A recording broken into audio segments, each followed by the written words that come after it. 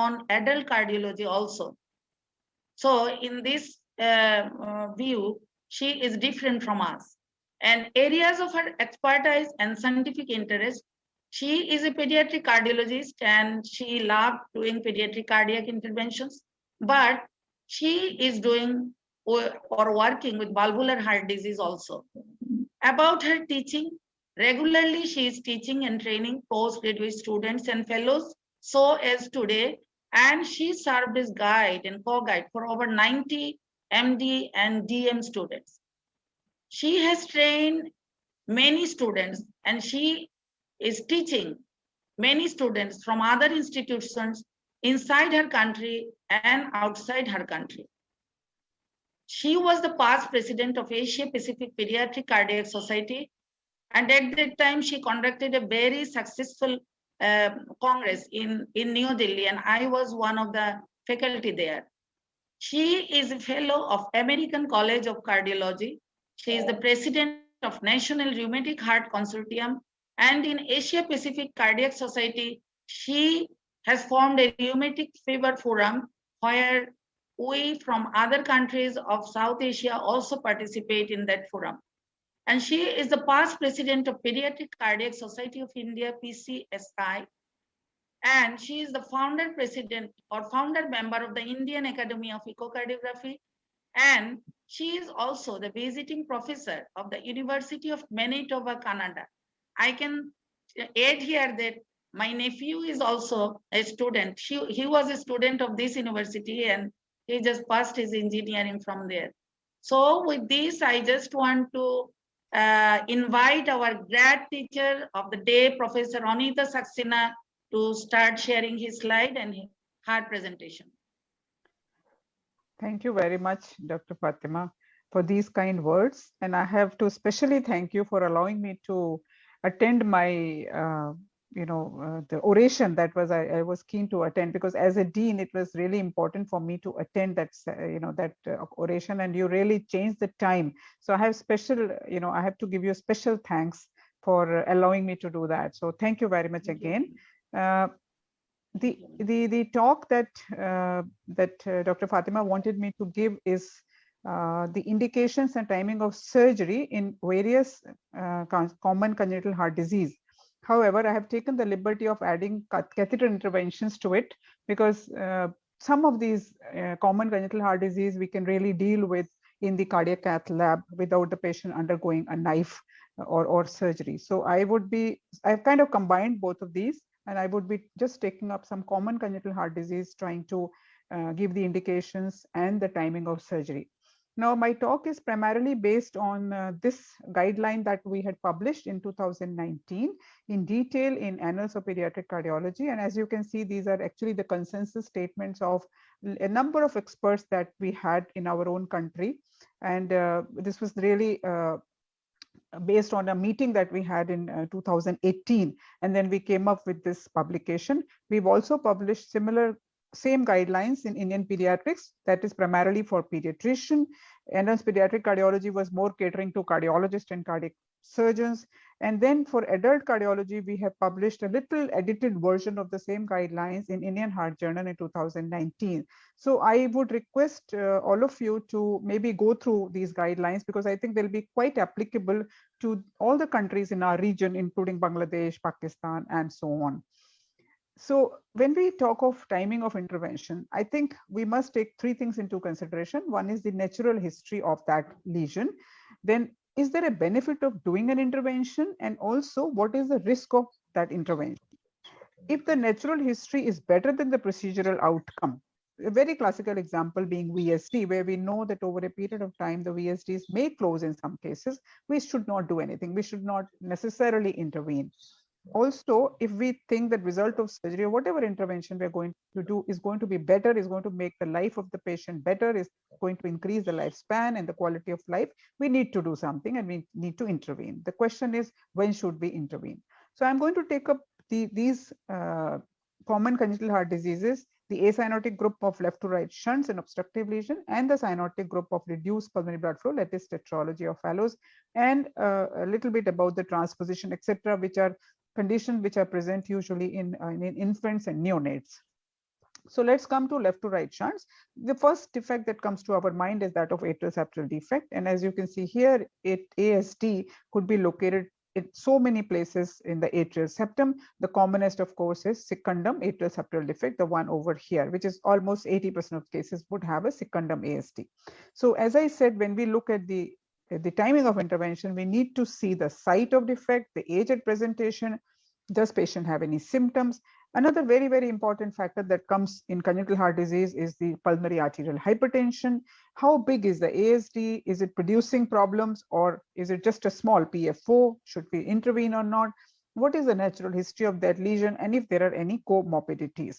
So conventionally, all hemodynamically significant atrial septal defects, which I would say where the flow is more than 2:1 and there is right ventricular volume overload, as can be assessed by echocardiography, they all should be closed unless there is a significant pulmonary arterial hypertension and something like an Eisenmenger syndrome. Fortunately, Eisenmenger syndrome would be very unusual in atrial septal defect. So this is what we had given as guidelines. When I say class 1 indication, class 2 indication, this would mean similar to what you are used to seeing in ACC recommendations. So class 1 is of course very much indicated. Class 2A is also indicated. 2B is equivocal, and 3 is of course contraindicated. So in a stable child, the ideal age of closure is really 2 to 4 years. You don't have to hurry and do it in infancy because these children do very well, and there is really no need for us to hurry the surgery or intervention in these patients. For sinus venosus defect, we generally say that we should wait for a little while, simply because sinus venosus defects can produce, when you operate on them, they can produce some amount of obstruction to the superior vena cava. So I think most of the surgeons are very comfortable operating on a child who is more than 12, 15 kilograms. So generally, we would like to wait a little longer for a sinus venosus defect. However, if the patient is symptomatic, like it may happen in a small percentage of cases, that one may have congestive heart failure or even pulmonary arterial hypertension in an ASD. Very unusual, but occasionally we do come across some such cases. I think the onus is on us to rule out any associated lesions which might be producing this congestive heart failure. And the commonest things that we often miss could be, it may not be ASD at all, it may be total anomalous pulmonary venous connection. And then of course the diagnosis changes, or there may be some obstruction to the left ventricular inflow, for example, mitral stenosis or pulmonary vein stenosis, etc., etc. But if you have ruled those things out and still you believe that child is symptomatic only because of ASD, then one has to close it earlier, maybe in infancy itself. Many of these patients of ASD are so asymptomatic, they don't come to us at all. And they are diagnosed at the age of 18, 20, 25 years simply because they never had any symptoms. Their findings were very subtle and therefore they were missed. When they're going to college or when they're going for any job, then somebody hears a murmur and then they come to us. Again, there is no question about it. All the hemodynamically significant ASDs which have RV volume overload should be closed, as long as one is certain that pulmonary artery pressures are within normal limits or the pulmonary vascular resistance is within the operable range. And very occasionally we end up operating, or let's say closing the foramen ovale in elderly people also, or even in young 40, 45-year-old person who comes with a history of a transient ischemic attack or a stroke of unknown origin. And then you find that there is a PFO or a patent foramen ovale, which is shunting right to left occasionally, maybe during Valsalva. And these are the cases of cryptogenic stroke where you may want to close the PFO or the patent foramen ovale. The method of closure, I think we all are familiar that surgery is the way of closing ASD. It's been there for, from 1950s. It's an established mode. It's very safe surgery, absolutely negligible morbidity and mortality. But now for the last maybe 3 decades, we have devices which have come specifically for fossa ovalis ASD. I wouldn't say that they should be used for other sites of ASDs, but for fossa ovalis ASDs, which are central defects, which have adequate rims all around, and the child is a little bigger and the defect is not very large, one can go ahead and do device closure. There are multiple devices that are available to us, but generally one likes to use one of these, centering devices like an AGA or a LifeTac kind of a device. I'm sure you have them all available in your country as well. Now, coming to ventricular septal defect, which is very, very common congenital heart defect I think the commonest cyanotic congenital heart defect, I would say. Again, it could be present in any location as shown here, and there could be one or there could be multiple defects. Again, one needs to look at the age of the child when he's presenting, the size of the defect, Hemodynamic severity, is it a large defect or a small defect? What is the pulmonary artery pressure?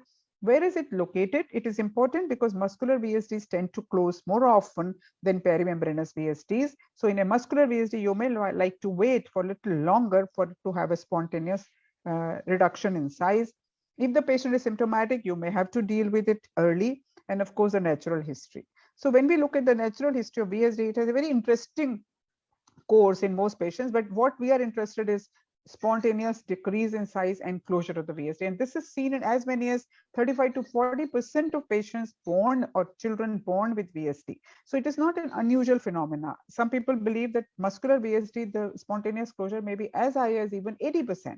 So overall, I would say about 35 to 50% of VSDs will close with the time, and therefore we should not hurry in closing them unless patient's got the patient is symptomatic or is developing pulmonary arterial hypertension.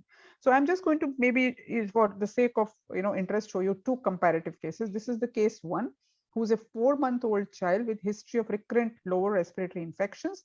Mother feels that the child is tachypnic.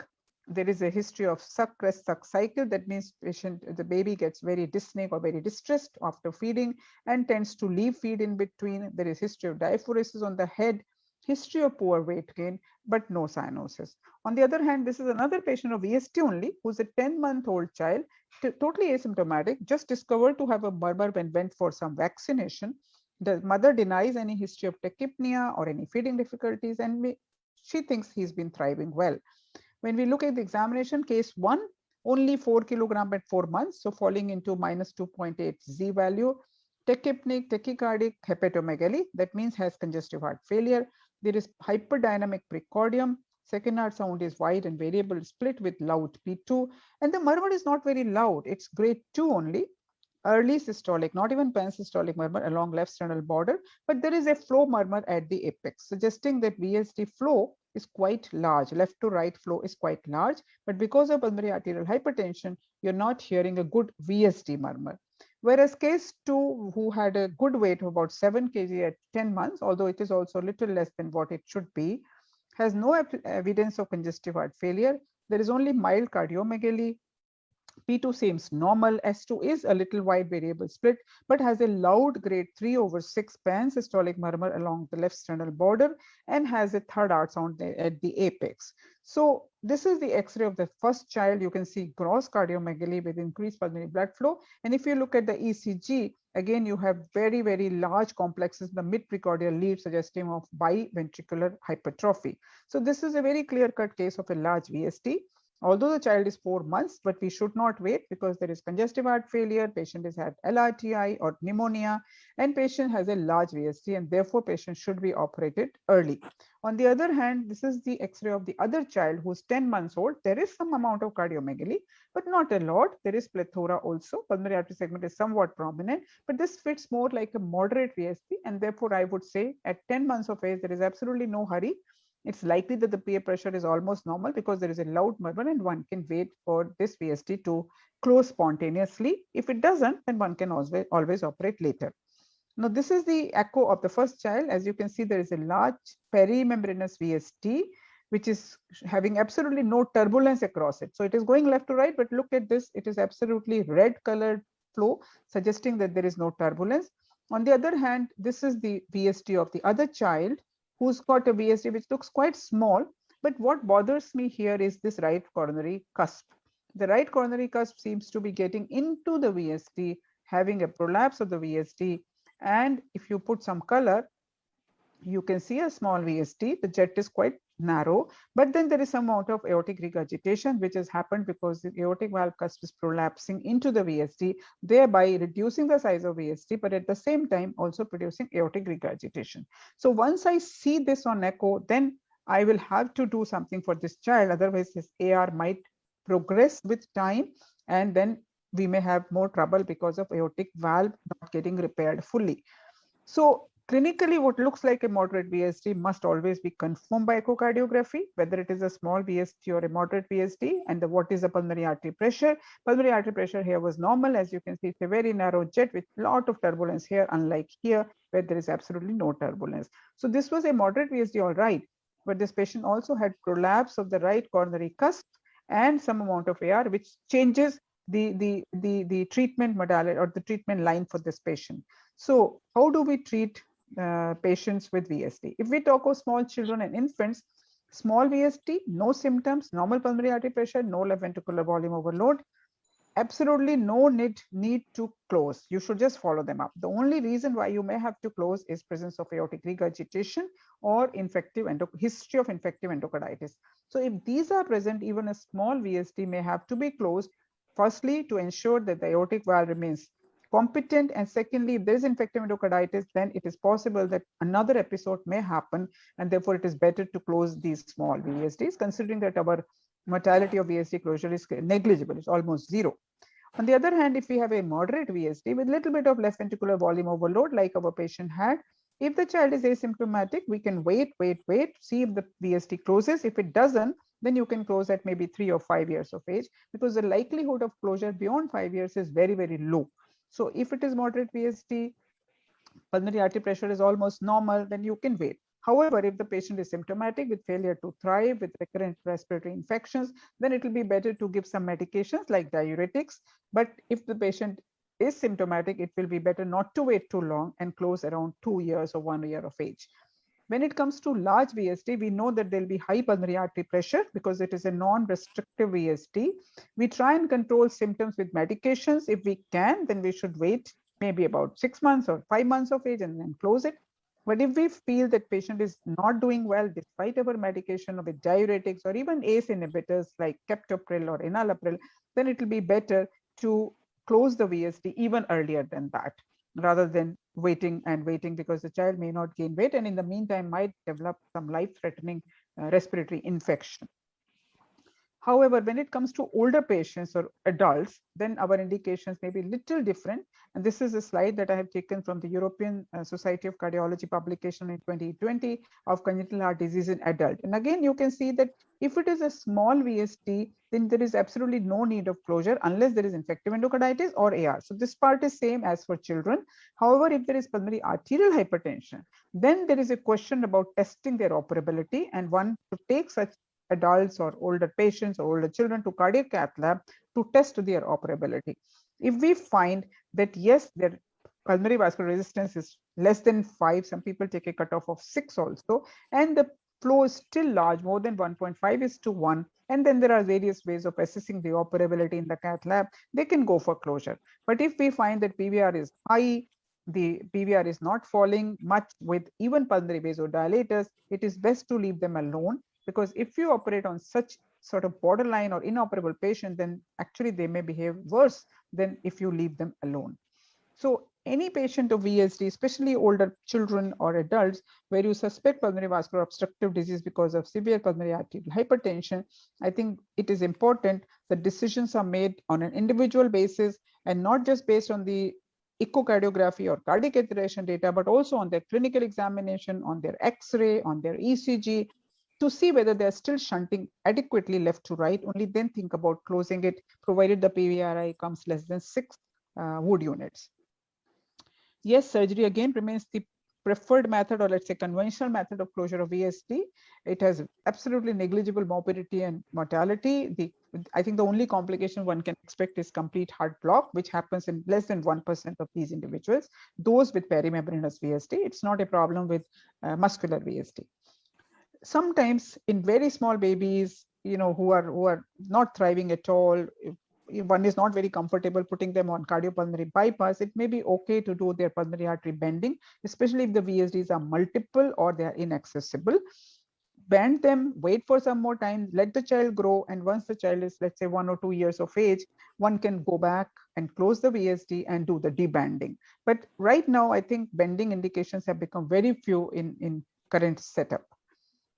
Something that again we've started to do more and more is the device closure, but then it is for a very select group of VSD patients.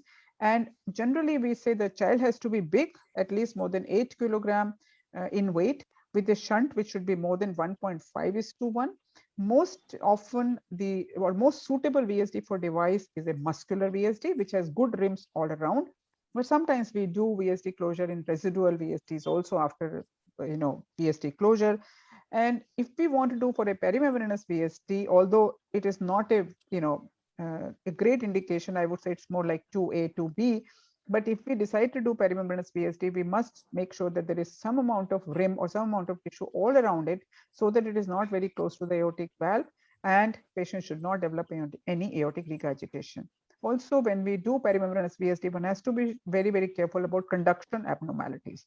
So contraindications, as I said, would be any conduction abnormality or any aortic regurgitation, and we should never try to close device for an inlet or a subpulmonic VSD. Once you have decided to do device closure, once the device has been put in, we should not release the device unless we've checked for any degree of aortic regurgitation, for any conduction defect like a left bundle branch block or complete heart block, or any mitral or tricuspid regurgitation. If any of those come up during device closure, it is better to retrieve or to take the device back and not close it with the device. Atrioventricular septal defects, it's sort of a combination of ASD and VSD, and complete AVSD usually presents with quite significant uncontrollable heart failure. And most of the time, these patients have to undergo surgery by about 2, 3, or 4 months of life. However, if they're stable, one can wait for a little longer, maybe at about 6 months of life, we can close the VSD. For partial AVSD, which is generally a primum ASD, one can do surgery at about 1 to 2 years of age. If there is associated significant AV regurgitation, which we know happens with complete AV septal defect sometimes, then that may also necessitate very early surgery. I think one important factor to remember here is that we know AVSD happens with Down syndrome, but what also happens in Down syndrome is that their pulmonary artery pressure goes high and they develop early pulmonary vascular obstructive disease. So Down syndrome patients are better operated even earlier, maybe by about 3-4 months of age, because they tend to develop high PA pressure and high pulmonary vascular obstructive disease earlier than normal non-down babies. Ductus, it is almost the same story as VSD. If you have a large ductus with congestive heart failure, with severe pulmonary arterial hypertension, we should just go ahead and close. However, if it is a small or a moderate PDA, one can wait a little longer. One important point to remember is that if ductus is only diagnosed in echocardiography and there is no murmur present clinically, there is no reason why we should close this VSD with this PDA. Why I'm saying is that now with so many devices coming, so many of us starting to do interventions, we are tending to become very aggressive and we try and close any PDA that we find even on echocardiography. But currently there is absolutely no indication for closing a PDA which is silent on auscultation. So echocardiographic diagnosis of PDA is not enough to close this PDA. If the PDA has been large and there is severe pulmonary arterial hypertension, the child is presenting beyond about a year of life, it will be again good to assess them for operability like you do for VSD, so that you don't operate or you don't close a PDA in a child who's inoperable, because again that will do more harm than good. Surgical ligation has been the conventional way of closing. However, now with transcatheter closure, almost all PDAs are being closed in the cath lab. Preterm and term neonates who are very small in weight may still go for surgical ligation. And I think another thing we need to remember is if we have a full-term newborn, if there is a PDA, indomethacin, ibuprofen, or paracetamol has no effect and one should not even try. But when it is a preterm baby with gestational age of less than 37 weeks or so, then one should try and use these drugs like indomethacin, ibuprofen, or paracetamol, provided there is no contraindication. Generally, we like to give 2 courses of drug therapy, but if patient or if the baby's PDA is still not closing and it is still hemodynamically significant, it may be wise to go for surgical ligation, because again, the morbidity mortality rates are very low. There would be some report of people doing device and coil closure in these preterm neonates, but I'm not sure if it is a good idea, because you might compromise the vein of the baby or the artery of the baby, or the device may project into the aorta and cause partial obstruction of aorta. So it is safer to go for ligation in preterm babies rather than doing it in the lab. Again, if there is a preterm baby, there's no data to say that prophylactic indomethacin or ibuprofen therapy should be used. It should only be used if you have diagnosed and documented a PDA in these babies. Coming to obstructive lesions, I think these are relatively simple. For example, coarctation of aorta, I think the conventional indications are gradient of more than 20, or there is ventricular dysfunction with significant coarctation, even if the gradient is less than 20, because we know that in presence of left ventricular dysfunction, one may underestimate the coarc gradient.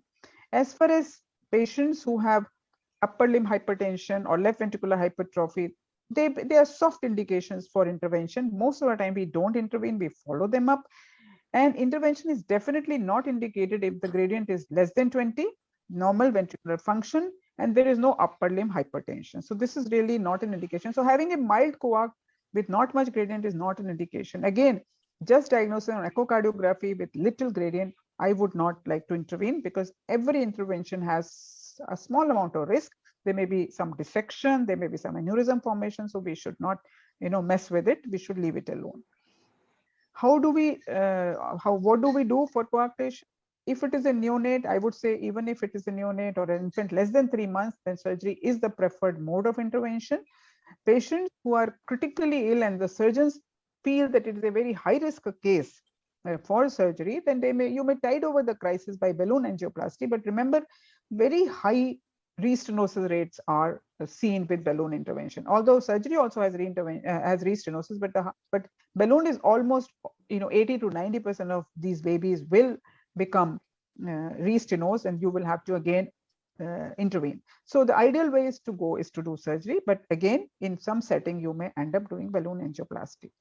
Native coarctation in infants and children under 25 kilo, again, one can go either for surgery or balloon angioplasty. But when it comes to recoarctation or restenosis following surgery, then balloon angioplasty is the best way to go, and they really respond very well. Older children with native coarctation or with recoarctation, it may be good to think about stenting, because these are bigger children. You can put a big size stent, and therefore one should go with balloon dilatation, but one should be ready to stent these patients. However, there may be certain cases where you cannot put a stent and surgery is not an option, then balloon angioplasty would still be the choice for these patients. Elective stenting of aorta would be best avoided in children less than 10 years of age, that is less than 25 kilo. You can have a stent on the shelf that in case of any complication, one can use it. But again, it is best avoided because you'll end up using a smaller size stent, which will become inadequate for that patient when the child grows up. Covered stents, I think a lot of people have started to use covered stent, but there are specific indications for using a covered stent. One should not just replace the normal bare metal stent with a covered stent, because covered stent has its own problem. So we should only use it in cases where you think there may be some injury to the aorta, or there is an aneurysm or a pseudoaneurysm. Only then a covered stent is indicated. Sometimes we use a covered stent when there is a PDA and coarctation, because if you put a covered stent, you can take care of both these conditions, PDA as well as coarctation. But one must have a good anatomy to put a covered stent, because you cannot cover subclavian with a covered stent, otherwise the blood supply to the subclavian will be compromised. Aortic stenosis, again, if there is LV dysfunction, there is no question, one has to go and do balloon dilatation irrespective of the gradient. But if patient is asymptomatic with a gradient which is, or even symptomatic with a gradient of more than 64, with a mean gradient of more than 40, even if LV function is normal, one can go ahead and do balloon dilatation. So these are same indications as we use in adults. Patients who is symptomatic or is ECG is showing some STT changes, it may be better to dilate them even at a lesser gradient. But most of the time, balloon dilatation should not be done in children who are asymptomatic and have a gradient of less than 40. They are best left alone. Or less than 64 peak or less than 40 millimeters of mercury mean gradient. Pulmonary balloon dilatation will be a little more liberal, and one would do pulmonary valve balloon dilatation in anybody who has a gradient of more than 50, because we know the results are very good, reintervention rates are not very high. And of course, if there is right ventricular dysfunction, you will immediately intervene. And this becomes a problem sometimes in neonates. When they present to us, they have a very poor right ventricle. So it's a difficult procedure, but one has to go ahead and do it. Sometimes we have done balloon dilatation in neonates and infants who have a right ventricular hypoplasia, and we do it thinking that the right ventricle will start growing if you do balloon dilatation in them. So even with less gradient, if the RV is little small, one can try doing balloon dilatation and the RV might start to grow. This is a group of cyanotic heart disease, which I think is more important, and I'm going to spend maybe a little more time on this. So we start with this case of 6-month-old male child who's full term, presenting with cyanosis from early infancy, which is increasing with crying. There is history of recurrent spells for the last 2 months, but again, there is no history suggestive of congestive heart failure in the form of suck rest suck cycle or feeding diaphoresis. There's also no history of recurrent lower respiratory infections. Examination says shows that he's a bit tachycardic, but he's not in distress. Pulses are good. Saturation is only 72%. Apex is in fifth intercostal space, almost at the right place. There is no left parasternal heave. However, second heart sound is single and loud. And what is important is a loud grade 3/6 ejection systolic murmur in the pulmonary area. X-ray shows absence of cardiomegaly and pulmonary oligemia, as you can see, quite black lung field. So I think we know the diagnosis in this particular case. This is the ECG showing northwest axis with right ventricular hypertrophy, and the echo just gives the total diagnosis immediately. There's a large subaortic VSD, aortic override, and there is pulmonary stenosis, gradient of almost 64. So we know that this child is having tetralogy of Fallot's, which is the commonest cyanotic heart disease in anybody more than 1 year of age. So how do we manage this patient? The first thing to remember is that all tetralogy patients require surgical repair irrespective of their saturation. So so-called pink tetralogy also need to be operated because their right ventricle is facing systemic pressure. However, we have to medically manage them first for the time being, because especially if they are having spells. So we must make sure that they are not anemic. We must have their hemoglobin more than 14 or 15 gram %, because anemia could be one reason which is precipitating a spell in these patients. Beta blockers should be gradually increased and possibly given in highest tolerated doses. You can monitor the heart rate, and one can go as much as 4 milligram per kilogram per day in 2 or 3 divided doses. And if it is a newborn presenting with deep cyanosis, one may use prostaglandin infusion for keeping the ductus open so that their saturation is maintained.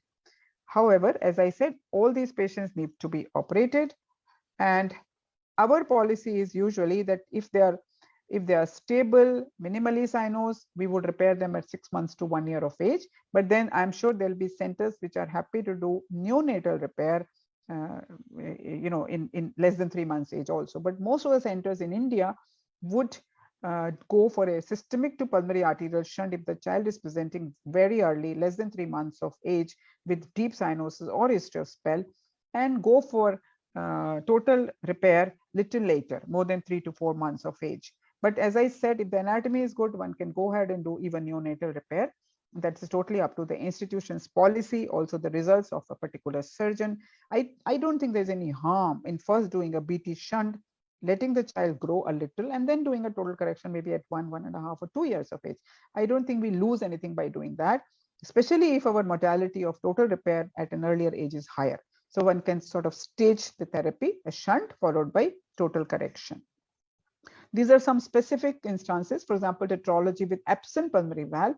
These are best not dealt with in the neonatal period. It's better to give them medical therapy till 1.5, 2 years of age, followed by total correction, because their lungs are quite immature, their respiratory tree is quite soft, and they tend to get into a lot of problems. So one would like to wait, let them settle down, and then do total correction. And of course, their pulmonary arteries are very large and aneurysmal, so one has to repair that.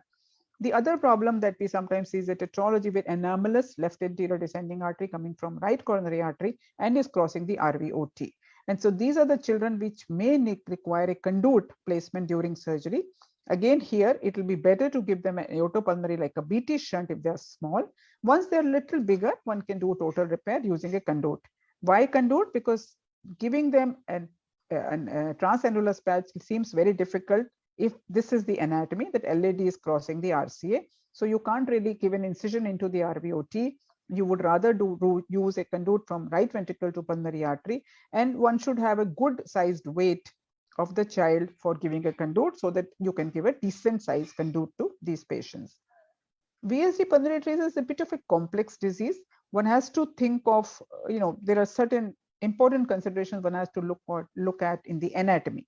Firstly, most of these patients will have a lot of MAPCAs or AP collaterals or aortopulmonary collaterals. So one has to be sure that what is the percentage of lung parenchyma being supplied by the central pulmonary arteries. It is possible that central pulmonary arteries are supplying one part and the upper lobe and the lower lobe is being supplied by collaterals. So here you can't really sacrifice these collaterals, because then the supply to the lung parenchyma is going to suffer. Also, presence of confluent pulmonary arteries of adequate size. Like this one is a very nice pulmonary artery. It is like a membranous pulmonary artery. You even have a main pulmonary trunk. So RVOT is going to be here. Now these are very easy to treat patients because they are almost like tetralogy.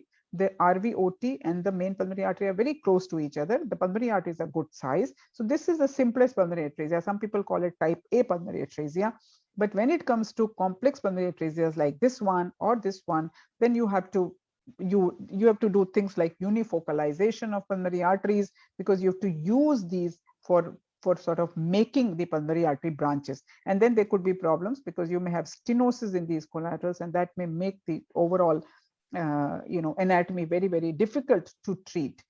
However, when they present in neonatal life, the best therapy is to start them on PGE1 infusion, prostaglandin infusion, to keep their ductus open, and then take them through for a little longer period. If you want to operate within 3, 4, 6 months of life, it is better to give them a BT shunt and then do a conduit surgery later.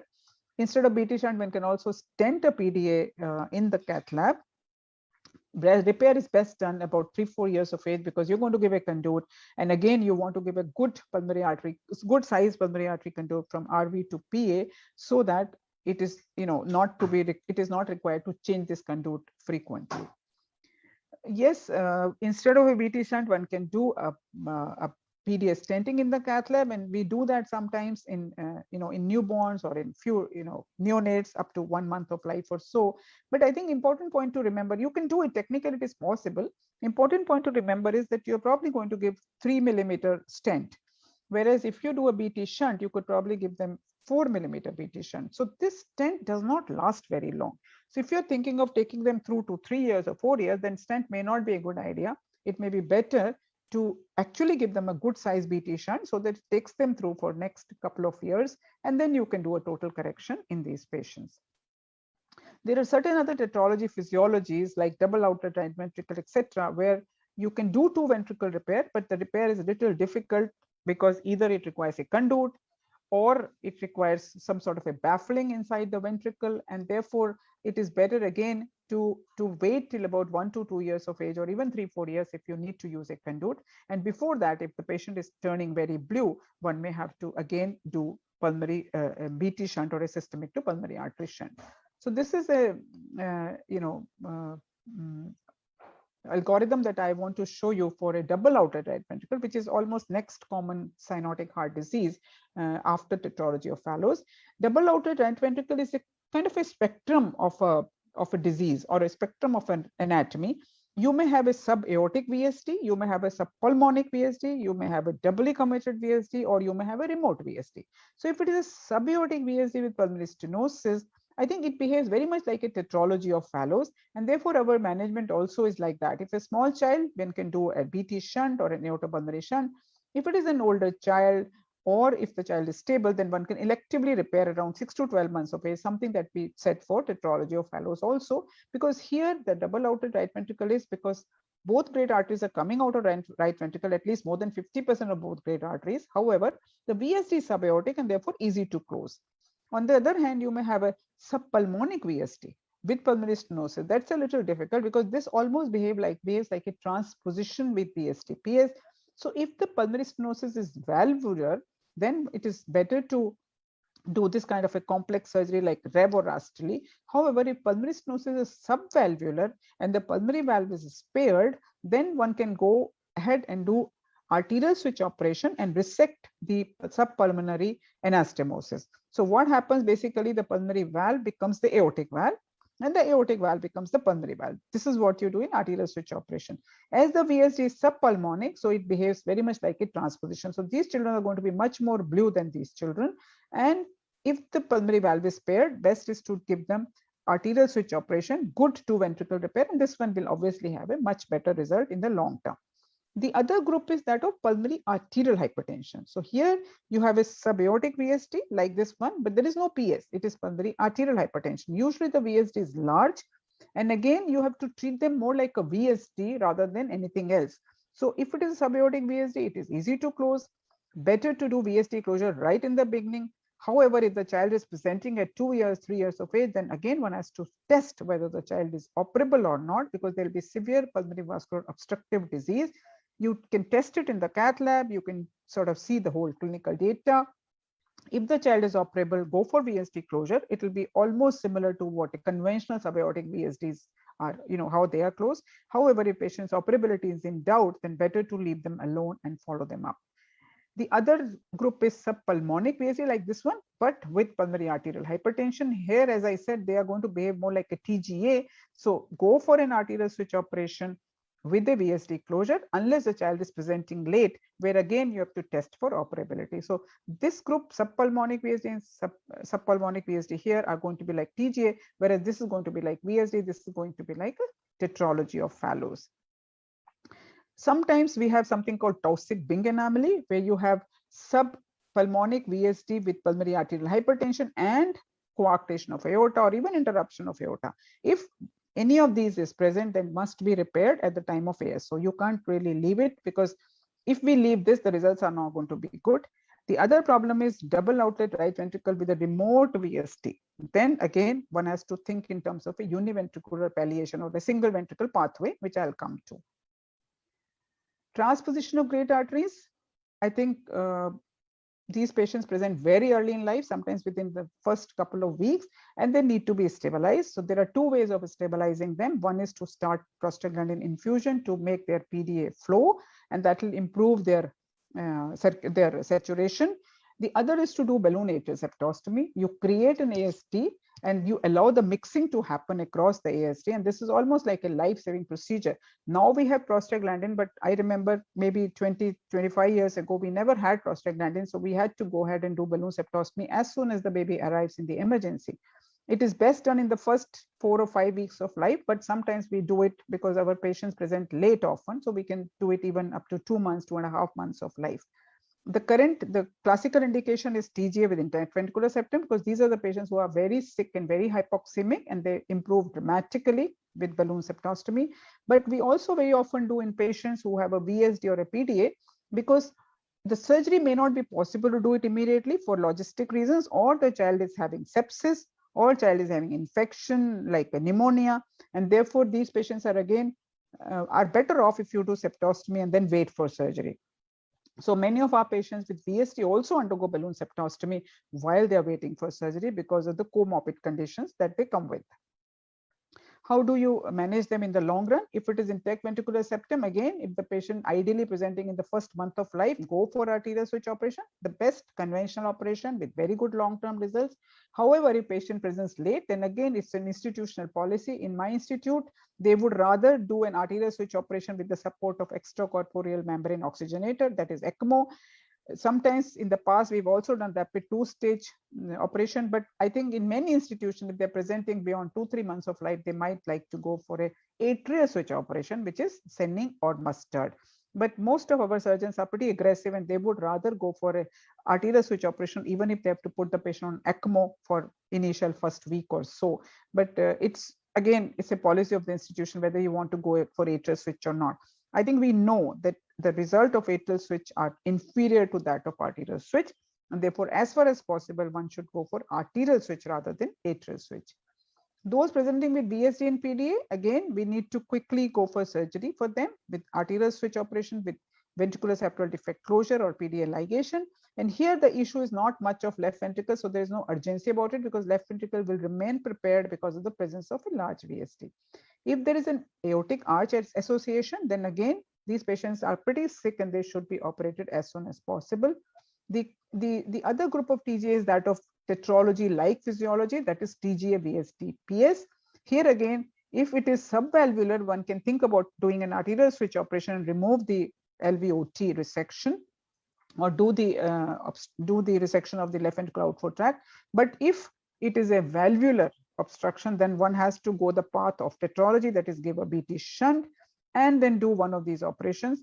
If it is not possible to route the VSD or to route the aorta to the left ventricle, then one may end up doing the single ventricle pathway if the VSD is non-routable.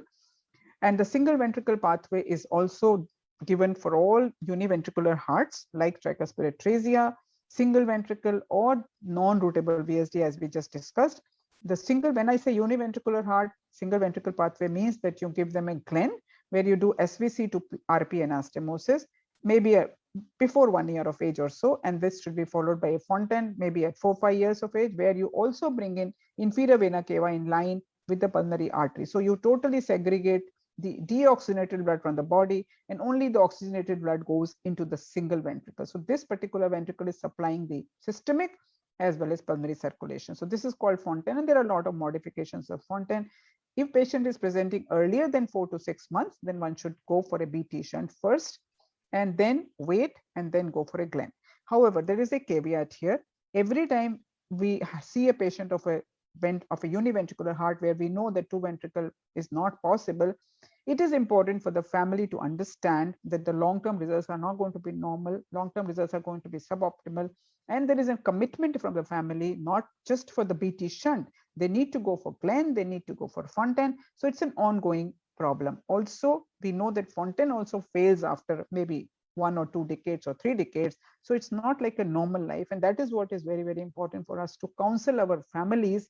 And I'm sure it will be very important for your part of the world also, because the families need to be committed for the treatment of their child for the entire life, which is something that they need to understand right in the beginning. And I can tell you that there will be about 20% of our families who would refuse right in the beginning, saying that, no, we don't want to take this path, and therefore we don't want any treatment. But that is better than rather than, getting one treatment done and not coming back, because then there is a problem. You've done a BT shunt, they don't come back for Glenn. You've done a Glenn, they don't come back for Fontaine.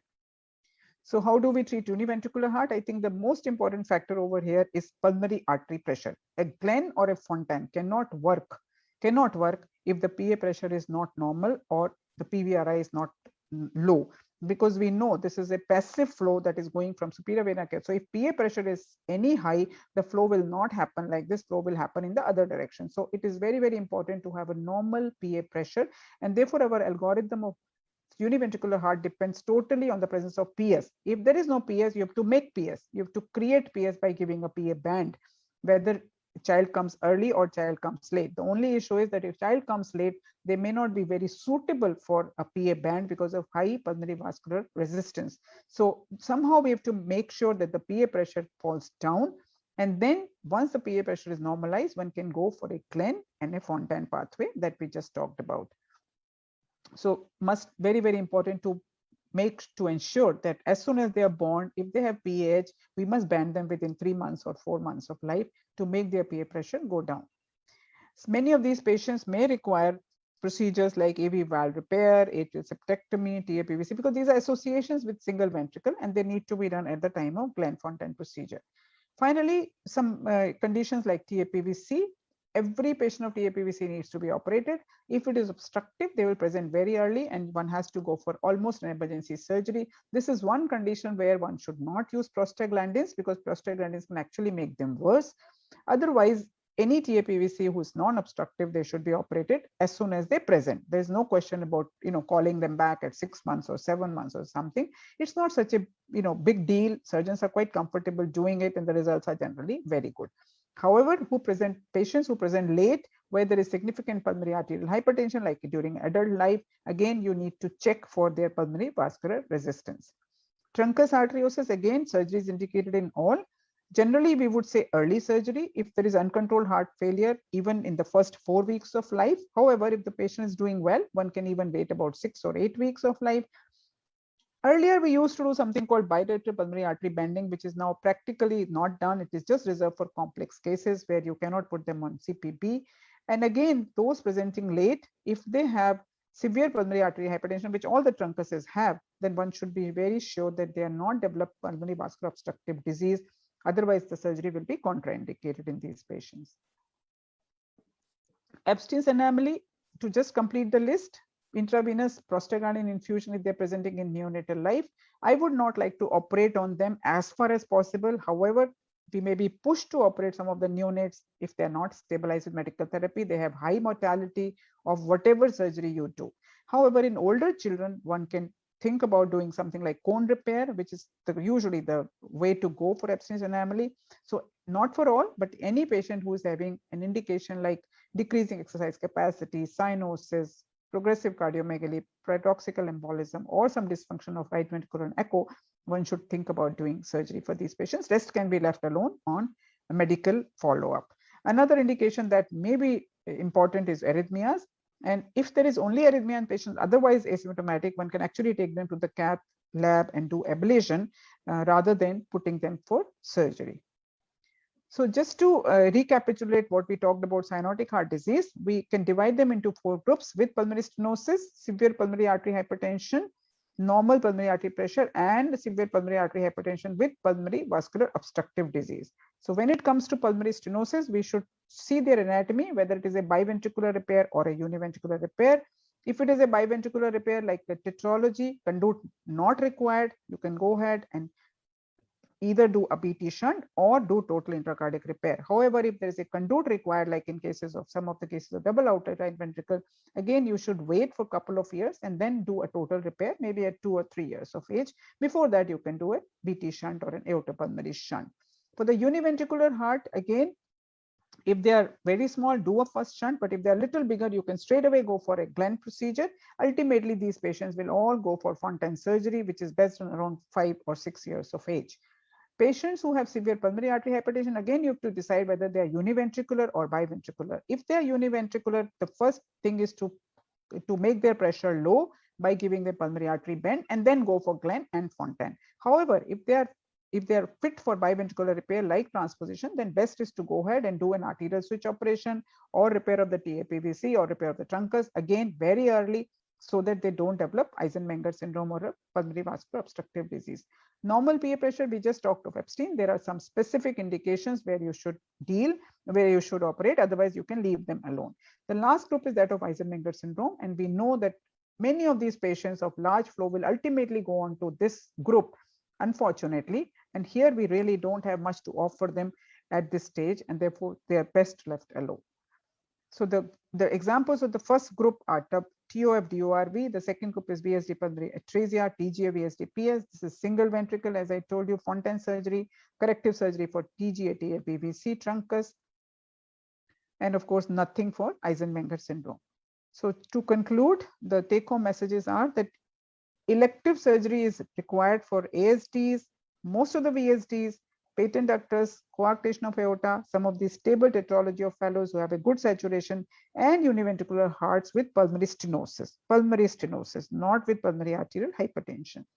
However, early intervention may be required if there are symptoms like recurrent LRTIs, poor weight gain in a patient of moderate to large VSD, or there is something like aortic regurgitation, or there is congestive heart failure, or patient develops ventricular dysfunction, severe pulmonary arterial hypertension, severe cyanosis and hypoxia, and pulmonary venous hypertension like in obstructive TAPVC.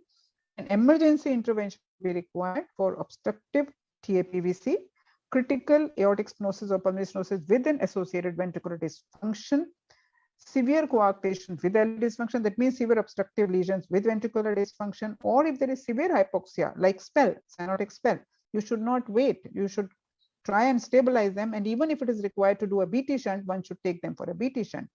Or TGA with intact ventricular septum, and here one can use prostaglandins, or one can use a balloon septostomy to stabilize them and then send them for an arterial switch operation. Thank you very much for your attention.